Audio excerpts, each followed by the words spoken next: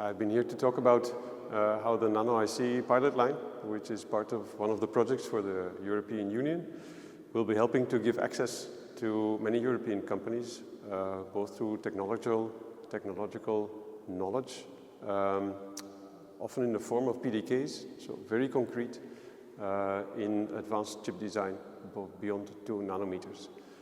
We will be working there on memory, logic, and interconnection. And we're looking through several generations that we will develop. And very importantly, we will also mature them. So we will go into increasing TRL levels, which will be very important for European industry and to prepare the European ecosystem for future technological nodes. We're setting up a very important training program also.